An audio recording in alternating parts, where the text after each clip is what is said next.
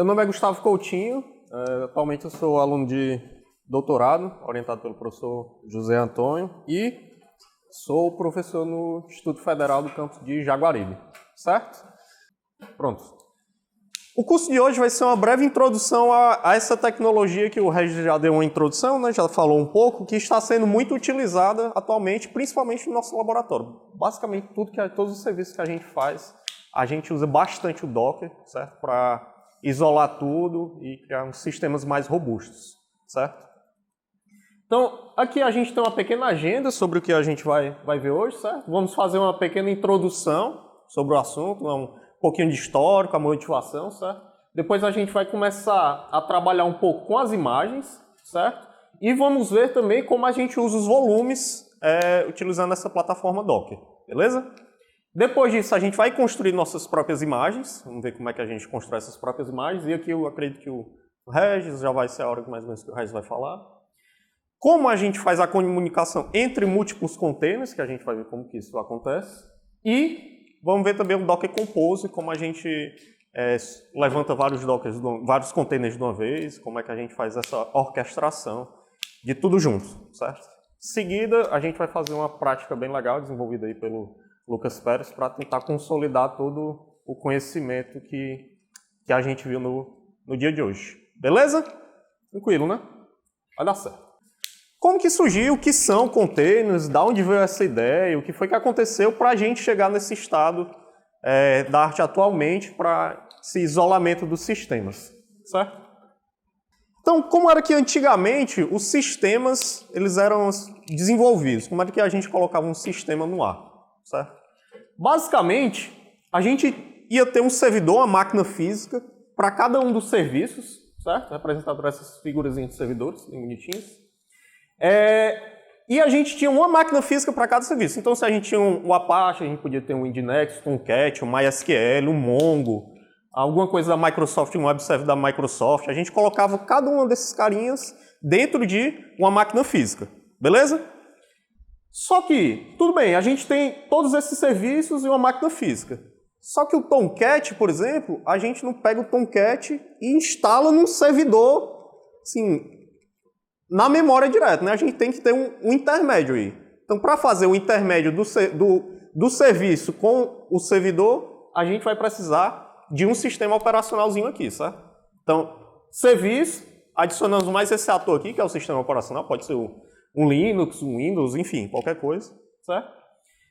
E para a gente sustentar cada um desses servidores, a gente vai precisar de energia, né? Então vai ter um gasto de energia que a gente vai ter que... Cada servidor físico vai ter um gasto energético aí que a gente vai ter que considerar no orçamento, beleza?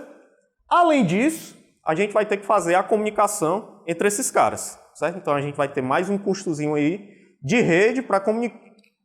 O MySQL sozinho não faz muita coisa.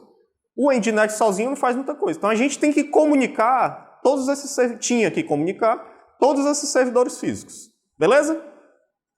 Outro gasto que a gente tinha que considerar quando estávamos montando essa nossa infraestrutura. Mais um gasto que a gente ia ter que considerar. Tudo isso aqui que eu falei precisa de uma configuração. Configuração também é gasto. Então vai ter também um certo custo para configurar todos esses atores para funcionar tudo direitinho.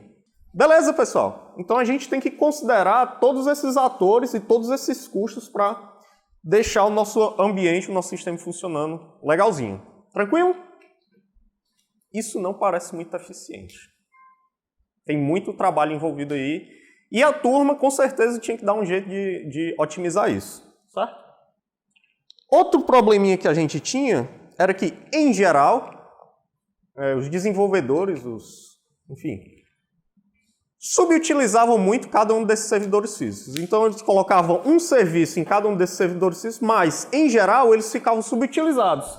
No sentido de, quando for em determinada época do ano, no Natal, eu vou ter muita venda, então é melhor deixar um pouco subutilizado aqui, porque lá no Natal vai ter um pico e eu vou precisar de mais capacidade no meu servidor para suportar toda essa demanda. Uma coisa parecida acontece aqui na UFC, se não me engano, no período de matrícula. O professor que estava o diretor da STI sabe como era que no período de matrícula era uma loucura, porque ficava tudo sobrecarregado. Ou seja, possivelmente ficava a maior parte do ano subutilizado para quando for no período de matrícula dar aquele salto e o sistema conseguir suportar. Então, mais um problema aqui, né? Que a gente estava subutilizando cada um desses servidores físicos. O que foi que a turma inventou aí para dar uma vazão, uma melhorada nesse certo problema de subutilização de recursos e muita utilização de outros custos, né? Que era energia, configuração, rede, as máquinas propriamente dito, né? Basicamente, a turma criou a questão da virtualização, certo? A gente tem um único hardware virtualizando vários serviços, criando várias máquinas virtuais com vários serviços diferentes, certo? Qual que é a diferença? Como que essa virtualização surgiu? A virtualização surgiu graças a essa camadinha nova aqui que a gente vai ter nesse stack, que é o Hypervisor, que é o que a gente vai usar para virtualizar diversas máquinas no mesmo hardware. Então, basicamente, em cima do mesmo hardware, a gente vai virtualmente criar mais hardware. Então, a gente vai ver que aqui nessa máquina virtual a gente vai ter memória, a gente vai ter processamento, capacidade de disco e memória multiplicado quantas vezes eu quiser não, né? Dependendo, limitar também pelo hardware daquela máquina hospedeira, né? Daquela máquina principal. Mas já é um avanço grande do que daquele outro sistema que a gente tinha antigamente. Vários servidores individualizados, agora a gente tem um virtualizando cada um deles. Virtualizando cada um dos serviços. Beleza? Tranquilo? Acho que mais ou menos essas coisas é relativamente comum para a gente, né? E, além disso, a gente cortou todos aqueles custos de energia, comunicação que a gente tinha e configuração para um servidor só. Agora, melhorou, né? Agora o custo foi bem otimizado. Beleza. Dessa forma, a gente deu uma otimizada nos recursos que a gente tinha. Os recursos agora não estão mais tão ociosos, certo? A gente consegue redimensionar essa virtualização relativamente bem mais fácil do que antigamente, certo? Quando a gente tinha servidores dedicados. Não dá para não estou precisando desse, vou vender esse servidor e quando for depois eu compro. Não, é mais tranquilo porque está tudo virtual agora, certo? Beleza. Então aqui é só uma comparação do que a gente tinha antes para aqui uma máquina individualizada, né? A gente tinha um hardware, um SO próprio e uma aplicação somente por hardware, né? Por servidor. Agora a gente tem várias aplicações rodando em uma mesma infraestrutura. Beleza? Mas nem tudo são flores, né? Quais são os problemas das máquinas virtuais? Se cada aplicaçãozinha dessa está gastando 1 GB de RAM, na hora que eu somar tudo, eu vou ter 6 GB de RAM sendo consumidos nessa máquina propriamente dita. Certo? Mesma forma, se cada uma delas tem 10 GB de armazenamento, eu vou ter 60 GB de armazenamento. Eu tenho que ter 60 GB de armazenamento disponíveis nessa máquina principal. Beleza? Tranquilo, né? Da mesma forma que a gente está dividindo a memória RAM e o armazenamento, a gente também vai dividir a capacidade de processamento desses caras. Beleza?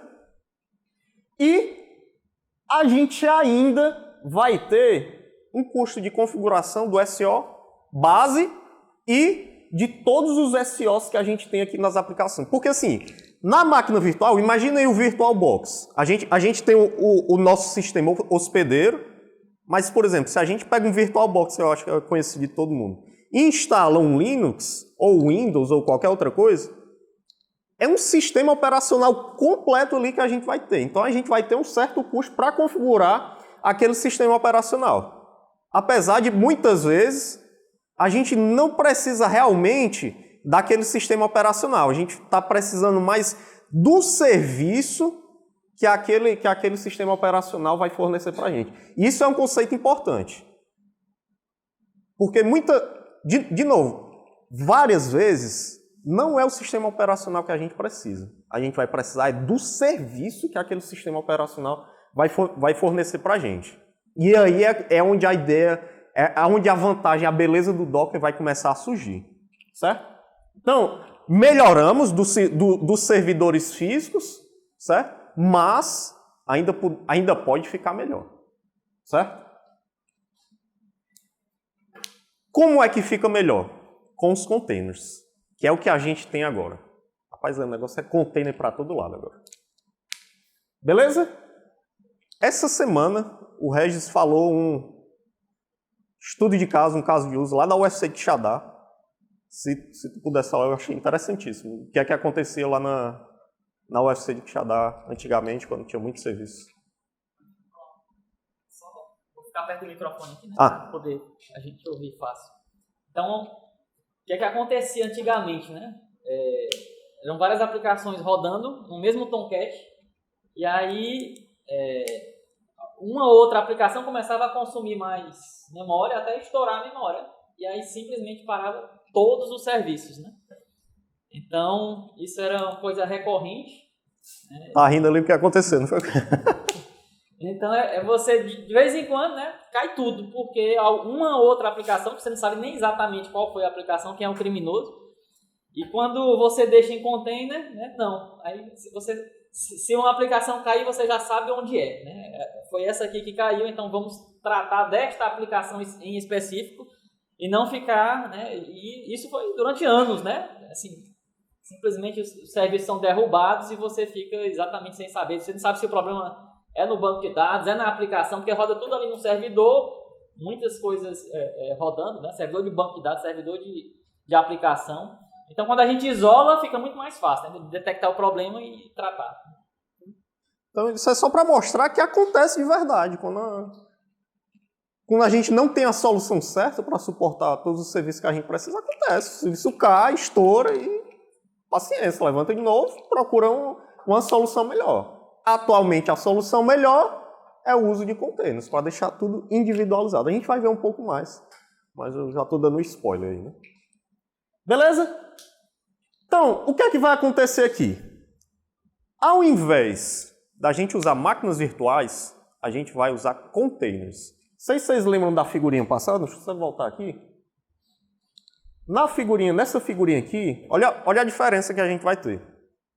Para as máquinas virtuais, a gente tem um hypervisor aqui. A gente tem a virtualização do hardware propriamente dito. A gente tem a virtualização do software, do SO. E, finalmente, a gente tem a nossa aplicação. Agora, olha a diferença da figurinha para o container. A gente tem o SO e, logo depois do SO, a gente já tem os containers, que vão dar todo o suporte para a aplicação que a gente está querendo rodar. O container, por não ter todos aqueles gastos de virtualizar o sistema operacional, a gente vai ver que a gente ainda vai virtualizar um sistema operacional, mas a gente vai ser medido o sistema operacional que a gente quer. Em geral, vão ser sistemas operacionais muito pequenos. O Alpine, Pérez, quantos mega tem o Alpine?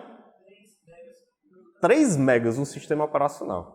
Então, você está dizendo aí que não vai ter mais sistema operacional? Tem. Mas a diferença de um Alpine de 3 megas para virtualizar o Windows todo, sem comentários, né? Beleza?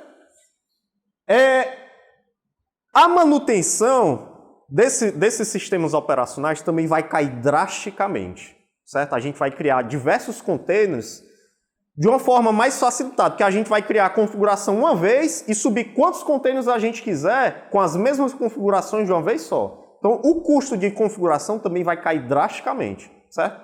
Sem comparar que para instanciar um container, rapaz, é questões de segundos. Agora, imagine aí o boot que você dá numa máquina quando você estava usando o VirtualBox ou qualquer outro serviço de virtualização. Você botava aí, ia tomar um cafezinho, voltava, aí tava legal, né? Container não, ligou ali, já tá sucesso, certo? Então, beleza. Alguns problemas que a gente vai ter nessa abordagem.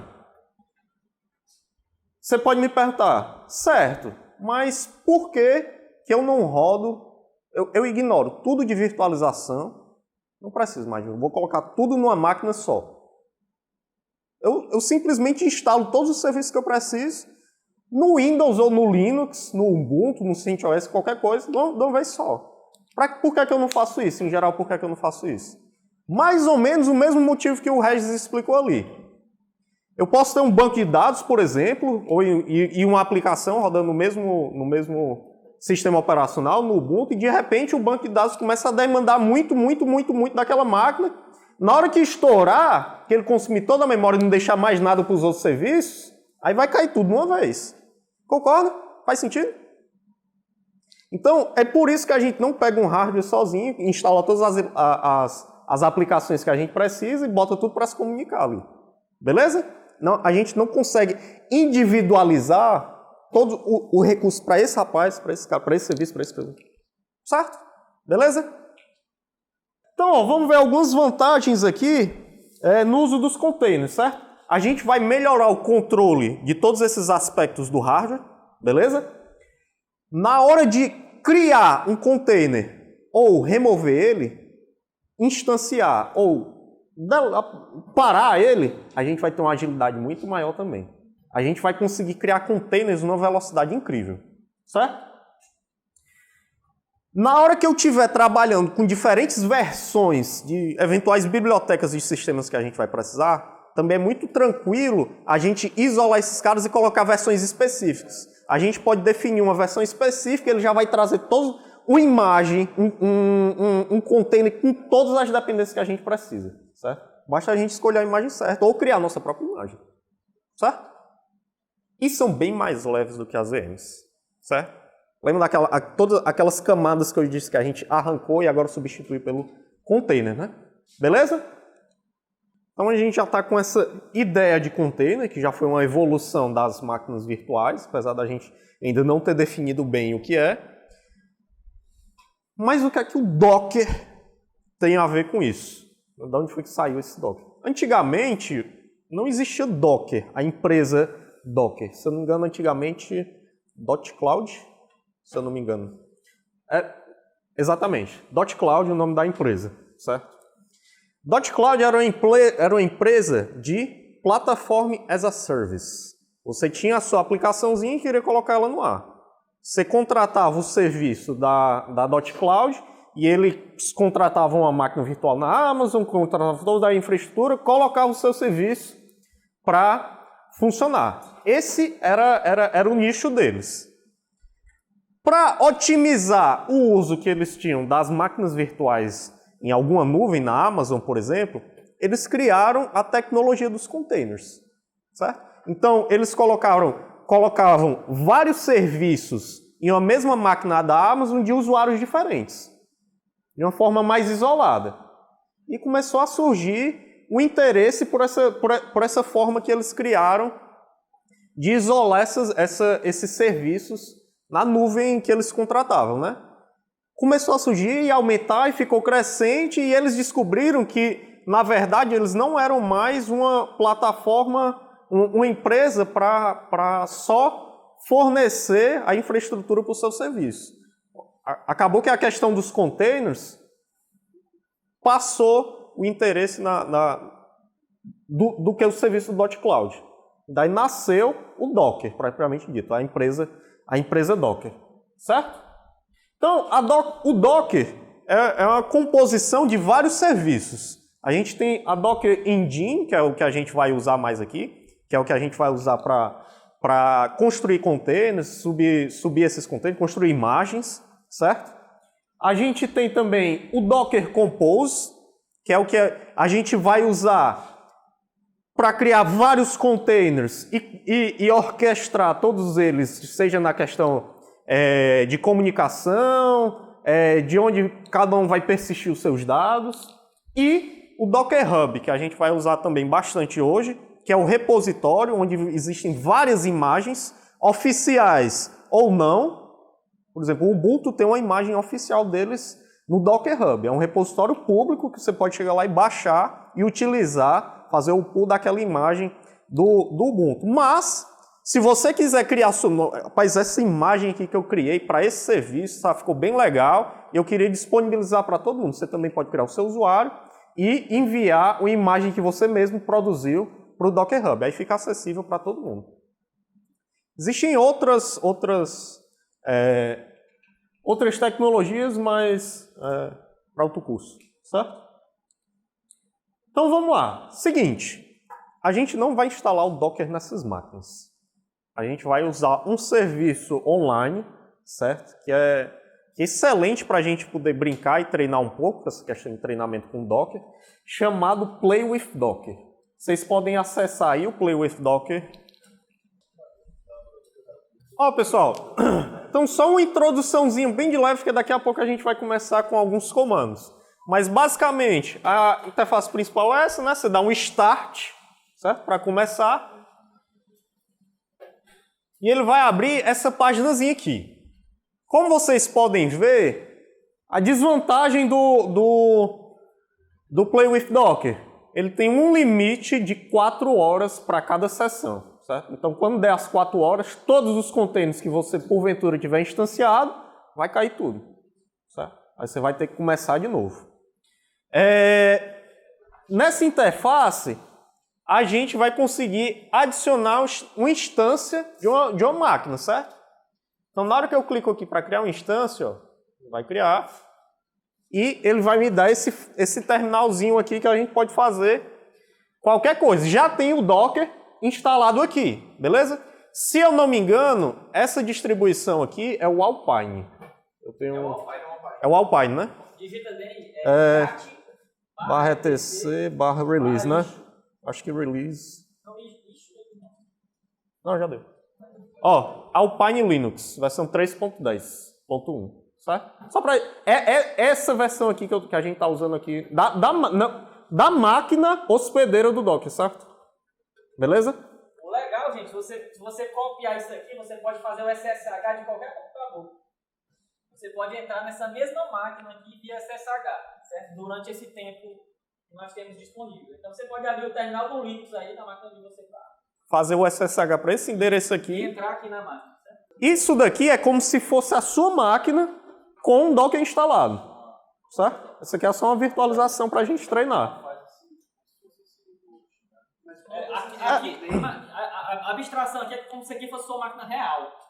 Sua máquina mesmo, certo? Isso aqui é uma máquina virtual, mas vamos pensar que é como se fosse uma máquina real, entendeu? Se você botar aqui, essa máquina é muito boa, né? Se você colocar LSCPU,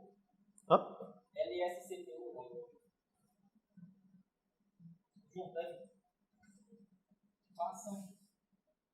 aqui dá pra gente ver, é uma máquina de 4 GB. Não dá pra... É uma máquina de 4 GB. Então dá configurar. Dá um altinho. Altinho? Você der altinho, ó, fica a tela cheia. E aí você vê, ó, é um hypervisor da Microsoft nessa máquina aqui, que está sendo usada, que é uma máquina virtual, mas usando o hypervisor da Microsoft. E aí você tem, né, Intel, Xeon, 2.3, assim, a configuração da máquina. Outra coisa interessante, pessoal, é que vocês viram que a gente adicionou uma instância nova, criamos um host, onde a gente vai criar containers, certo? Isso aqui está virtualizando a nossa própria máquina. Mas eu posso criar quantas máquinas eu quiser? Deve ter um limite, mas é muita, certo? Então, para criar outro, ó, só um instante. Pronto, eu criei 2 máquinas virtuais. Inclusive, se dessa máquina aqui eu quiser acessar via SSH essa outra aqui, é só fazer como o Regis informou aqui, ó. Pega esse código SSH aqui, ó. E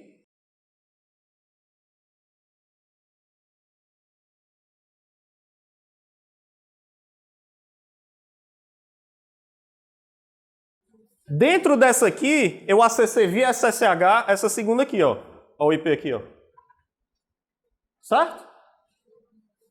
A gente vai usar isso ainda hoje. Ó, no sair, voltou para .0.68, ó. Voltou para cá, ó. Entenderam? Eu vou deletar esse outro aqui. A gente vai usar só um aqui por enquanto. Todo mundo com o Playwright Docker configurado, né? Tranquilo? A gente vai usar bastante ele. Seguinte, ó, pessoal. Vou dar um Alt Enter aqui. Tá dando para enxergar aí? Então, ó, seguinte, ó. Para começar, como todo bom programador, a gente vai começar com um Hello World, né? Então a gente vai instanciar uma máquina só para a gente ver o Hello Worldzinho do Docker, certo? Então como é que a gente vai começar? Para todos os comandos do Docker, a gente vai começar com a palavra Docker. Docker, certo? Run. E a gente vai dizer qual a imagem que a gente quer criar o container, certo? A imagem que a gente quer criar o container é o hello-world, certo? Olha só o que é que ele vai fazer, pessoal. Olha o que foi que aconteceu aqui, ó. Vou subir um pouquinho aqui, ó. Aqui, ó. Vamos ver o que foi que aconteceu aqui.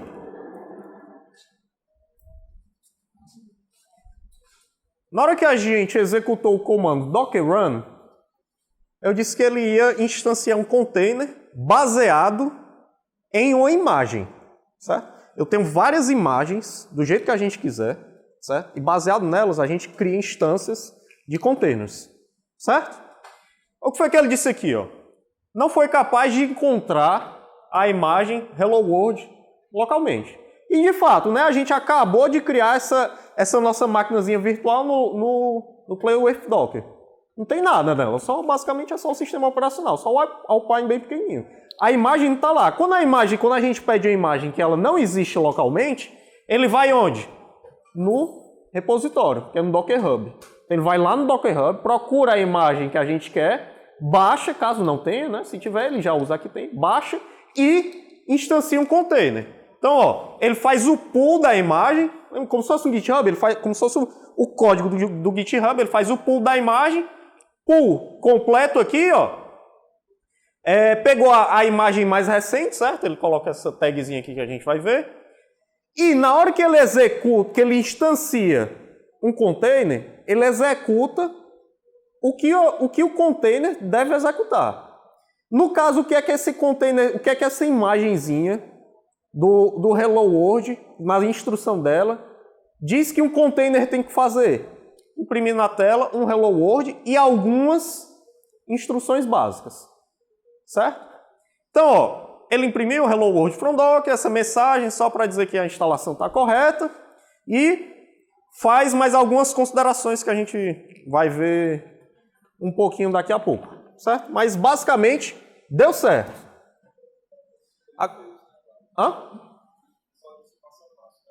Ele diz o passo a passo que ele fez, sugere algumas coisas que ele deveria fazer e por aí vai.